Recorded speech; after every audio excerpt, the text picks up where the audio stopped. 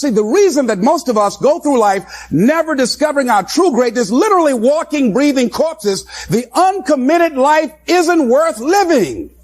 Why? Because it doesn't produce anything. See, you only make things happen. Your life only counts. You only make a difference when you are committed. When you make a commitment with your life. That's the people that make a commitment with their lives. The people that make a commitment to their customers. The people that make a commitment to their families, to their relationships, are the people that make the greatest impact in life. You cannot have relationship without reciprocity. You cannot have true relationship without reciprocity. You cannot get into a relationship to get and not give. And I want you to ask yourself, do you give as good as you get?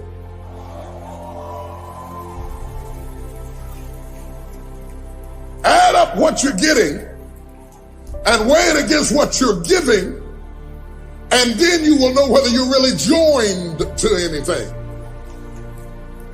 Yeah, people that come to work, they take a job, they're not committed to the job, they want the check. They want the check. Well, everybody wants some money, baby. I'm just here for the check. That's why it's not going to work for you. You don't understand the reciprocity. Anybody wants some money, but if you're not willing to give at least as good as you get, it will not last. And that's why you can't stay anywhere or work for anybody, because you've never had Levi. You may have had Reuben, you might have had Simeon, but you've never been joined to anything. So you collect anniversaries, you've got a lot of birthdays, you've got some plaques on the wall, but you've never been the person that you could be, because the could be is locked up behind commitment, and until you're committed, you'll never get the could be. What is commitment? Commitment is the salesman who says, look here, I'm going to make $1,000 today and I'm not going home. You can turn the lights out. The janitors could be here running the vacuum cleaner. I'm not leaving here till I do it. I used to be a door-to-door salesman. I had X number of TVs. I had a minimum amount that I knew I had to sell every day in order to provide for my mother, who was ill at the time, who had lost her job at the M&M cafeteria because of arthritis. And I said, I'm going to go door to door, and sometimes I would not come home until 1 o'clock at night, knocking on people's door, people closing. What do you want? Would you like to buy a nice working month's television set, no money down? No. What about an Emerson TV? No.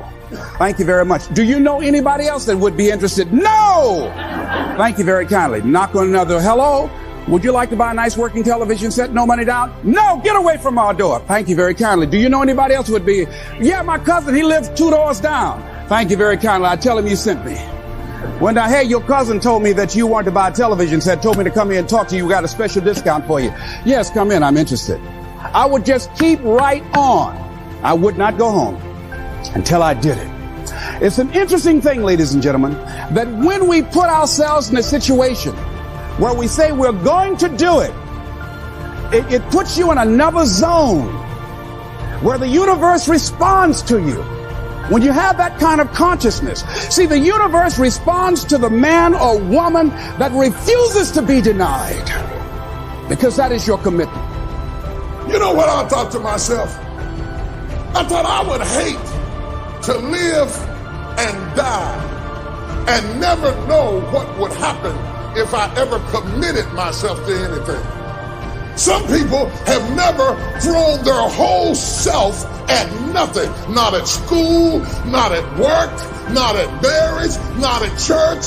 Oh my God, you had 1 foot in and 1 foot out of every dream all of your life, and you've never seen what you could be if you ever really connected and threw everything. And that's what's going to make your death so sad. That's what's going to make it so sad, is that you never live first.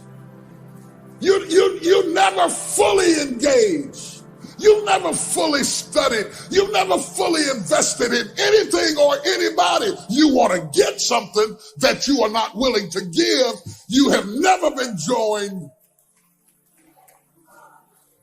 You just wore the dress, got the plaque, they threw the rice. You joined the church, you took the job, But you've never seen what you could be if you threw your whole self at your dream. That business that you want, that book you want to write, that dream that you have of controlling your destiny, that is yours. That power to create that and to manifest that is yours. That's available to you. But you've got to be willing to stand there and face disappointment, not have support, feel lonely, doubt yourself sometimes, be rejected again and again and again, become bankrupt if necessary, again and again and again, and refuse to turn around until life gives it up. You go to this church, but you're not joined. If you don't have reciprocity, you're not joined. If you're not really bought into it, if you don't really feel like it's my church, or I come here because I get a word, reciprocity. What do you give back for what you get? Without reciprocity, no relationship will ever reach its apex because you're not fully invested in anything you do. So you catch some crumbs that fall from the master's table, but you don't get the children's bread. You get the puppy dog blessing that comes from being in the right place at the right time because you are not joined into the connectivity that produces the real blessing of God in your life. And you're getting older. And you're running out of time and running out of excuses and running out of people to blame. Wonder what would have happened in school if you'd been committed. Wonder what would have happened in your marriage if you'd been committed. Wonder what would have happened in your church if you'd have really thrown your whole self. You've always been casual and never been committed. And some of the most casual people are talented people, because talented people will lay on their talent and use their talent as a camouflage to cover up their lack of commitment. And because you're talented enough to be able to float by on broken pieces, you will fool an indiscriminate eye into thinking that you are committed. You're not committed, you're just talented. You'll never know what you could have been if you would have really committed yourself.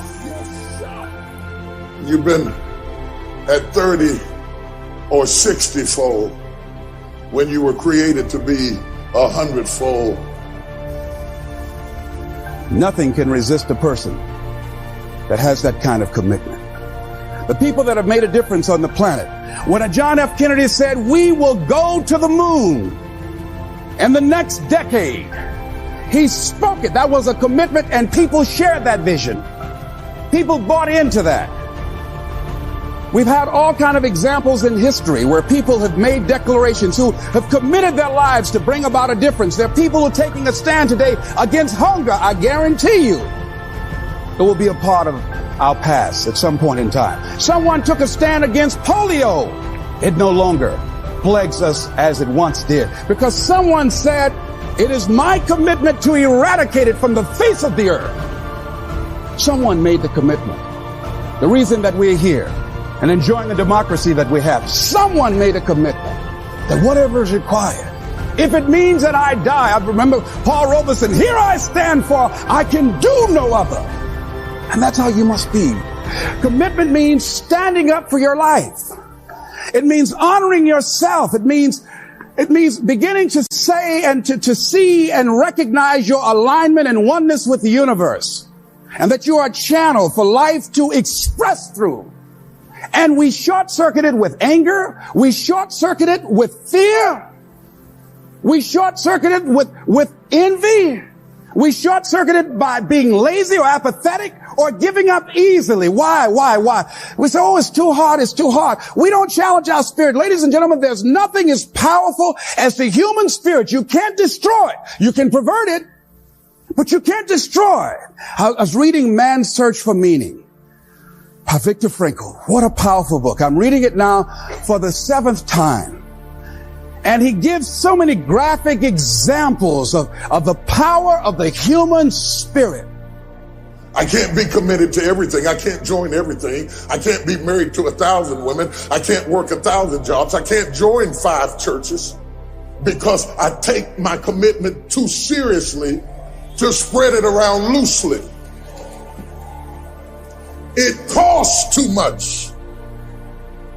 I see a lot of people now I like that interest me and intrigue me, and I would like to be friends, but I don't become friends with them because I understand that real friendship is an investment. And there's not any more of me to go around, so we will be nice and we'll be casual acquaintances because I understand real friendship is a commitment. It means I will be there for you. It means I will return your calls. It means I've got your back. It means that I will emotionally, spiritually, financially do whatever I can to undergird you, and I can't do that with everybody. It's a commitment. It's more to it than being nice. I'd rather have somebody with commitment. Because if you are committed, you can go back to school. You can go back and read. You can go back and get yourself together.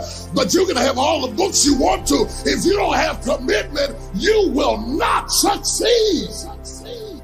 And so what are some of the things that can fortify us and give us the kind of inner strength that will allow us to forward ourselves into the future by manifesting our commitments? Number one, commitment means in some cases going back to school, getting some training, sitting up in classes with people younger than you, putting yourself in a position where you don't know and that is awkward and uncomfortable, but because of your commitment to develop yourself or to go back to school to get a high school diploma or to get a college degree, that it doesn't matter, feeling dumb and saying, what am I doing here, sitting up in some boring class? Commitment could mean a lot of things. It could mean that you begin to go back. You got to back up sometimes. It means to back up and not give up, to regroup, back up and regroup and come back again because life has waylaid you, because you got knocked down. I know when I was working on my dream, there were times I lost my house at one point. I lost my car. I was broke. My credit was bad. I was sleeping at different friends' houses on their couch or on the floor. There were times, months, that I slept on the floor of my office and got up early and dressed before my staff got there to give them the impression that I got there early before they did. And we all pretend not to know what we knew, that the boss was staying in the office. So we never talked about it. But I refuse to give up on my dream. And what happened? They say, in the prosperous years, you put it in your pocket. In the lean years, you put it in your heart. It makes me appreciate it even more. Even more. I wouldn't trade it. I wouldn't trade it for anything. The disappointment, the pain that I've gone through by keeping the commitment. Your whole life in the facade, the whole thing in the fake, the whole thing in the front, your whole life in the camouflage suit, and now you're getting older and you'll never get to see what you could have been because the cost of getting to see it in the commitment that you've never been willing to pay. You're trying to get somebody to fall in love with a you that you've never discovered yourself. You come to the altar and you raise your hand and you say, Lord, I give myself to you, but you don't. You walk down here and join the church and you say, now I'm a member of the church, but you're not. You marry somebody and say, you can count on me. I'll be there through the thick and the thin, for better and for worse, for richer and poor, in sickness and health. You didn't mean it. Half studied, half worked, half labored, and then wonder why I thought I'd be further than I am at the age. Let me tell you why you are not further. It is not the devil. It is not witches. It is not demons. And it's sure God ain't haters. You are not any further than where you are right now because you have never thrown your whole self at anything in your life. And you think greatness goes on sale, but true quality never goes on sale. The only thing that goes on sale is cheap stuff. The real high quality stuff, it costs what it costs. They're not trying to get somebody average to buy it. You got to have a certain amount of money or you ought not to be in here. Greatness costs what it costs.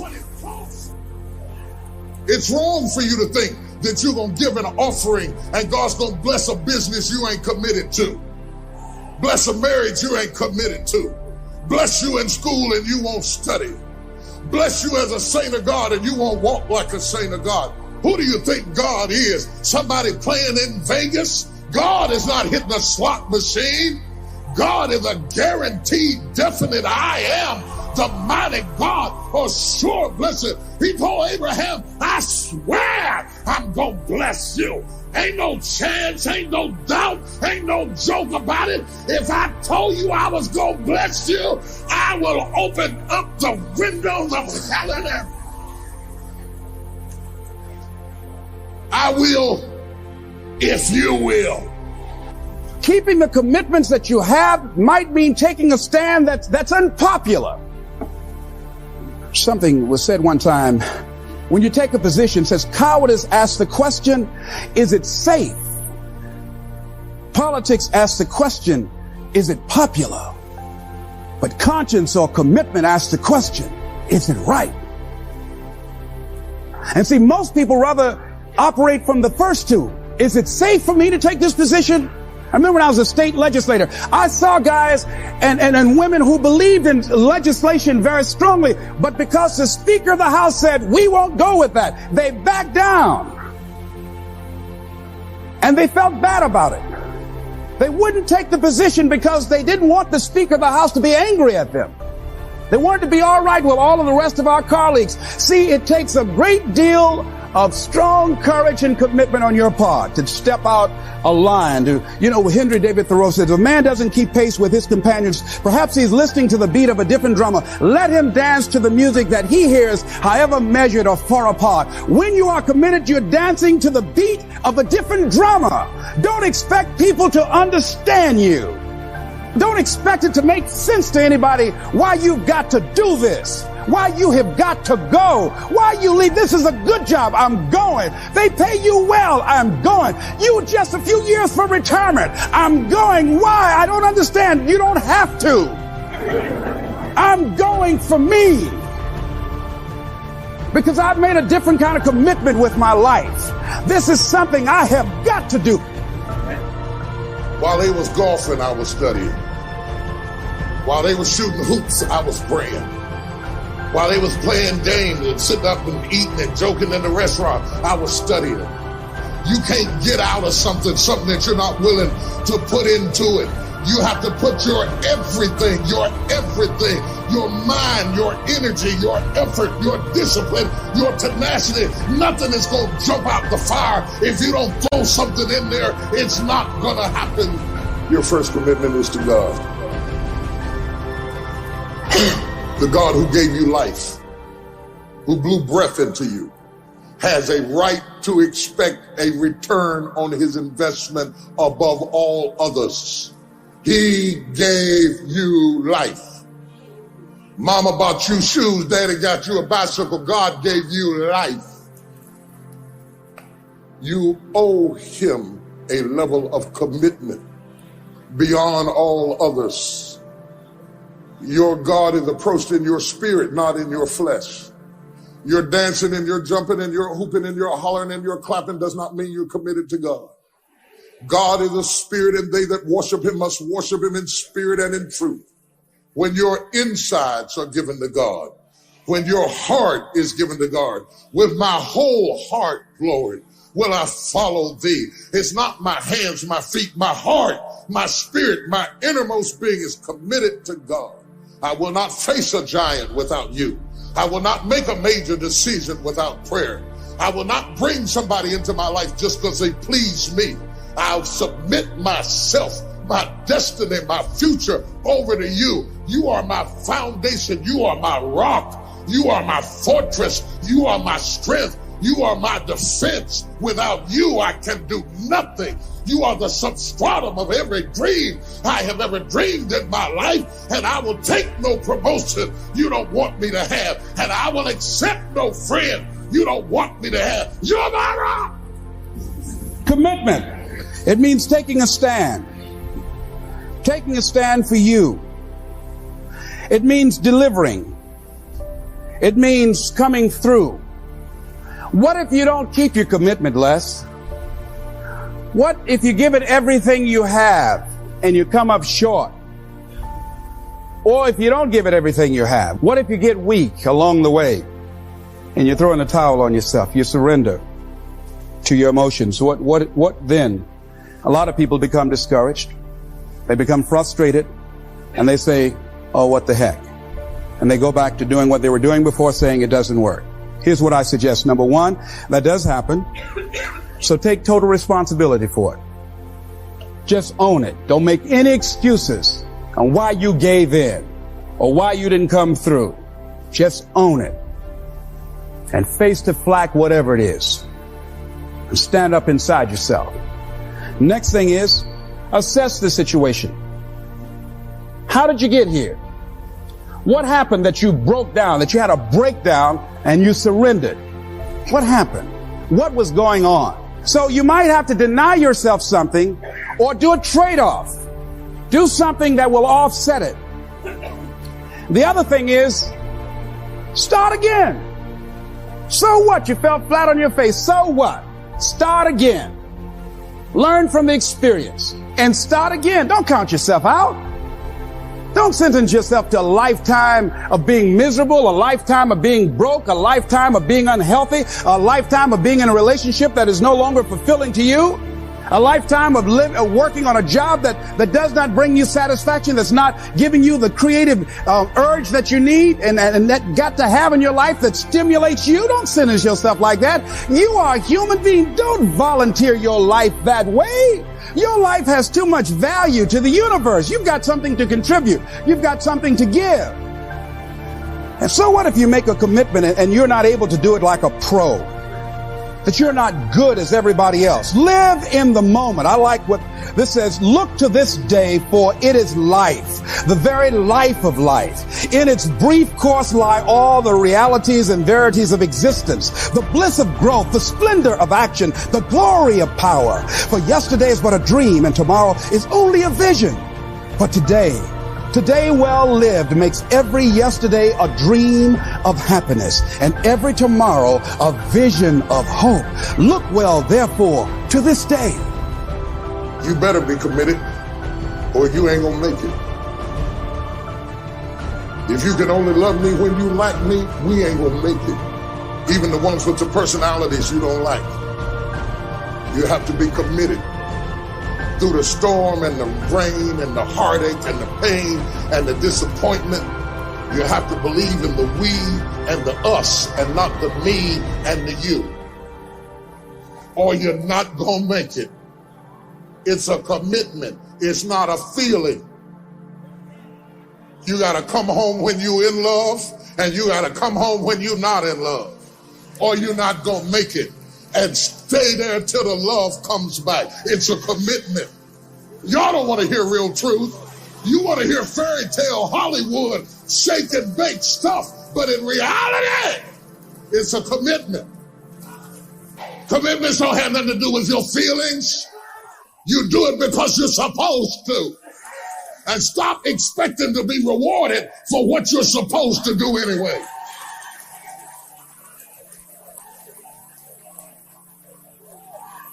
Stop bragging about how you brought your money home. You were supposed to. Stop bragging about how you took care of me. You're supposed to take care of me. It's a commitment. This ain't a date.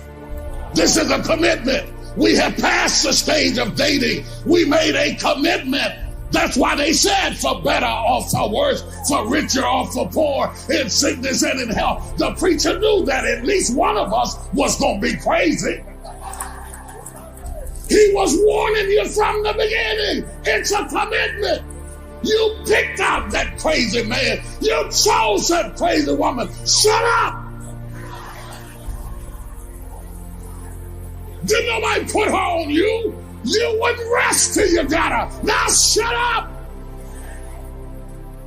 You wouldn't listen at nobody. Everybody tried to tell you. People tried to warn you. No, no, no. I just gotta have them. Well, now you got them. Shut up. See, if we just start enjoying where we are, if we make that kind of commitment to enjoy where we are, to experience the experience of life where we are, to do all we can right now where we are. Forget about the mistakes yesterday. Forget about all your failures yesterday. Forget about what you don't have. That's not important. Only thing that we have is right now. Right now, right now. And I say that life is calling on you to call forth on that. The optimists, which I think one of the most positive groups in the world, they have something called the Optimist Creed, and it says promise yourself. I changed it to commit yourself because I think that commitment has more power than promise. It says commit yourself to be so strong that nothing can disturb your peace of mind, to talk health, happiness, and prosperity to every person you meet, to make all your friends feel that there is something in them, to look at the sunny side of everything and make your optimism come true, to think only of the best, to work only for the best, and expect only the best, to be just as enthusiastic about the success of others as you are about your own, to forget the mistakes of the past and press on to the greater achievements of the future, to wear cheerful countenance at all times and give every living creature you meet a smile, to give so much time to the improvement of yourself that you have no time to criticize others, to be too large for worry, too noble for anger, too strong for fear, and too happy to permit the presence of trouble. Commit yourself to these things.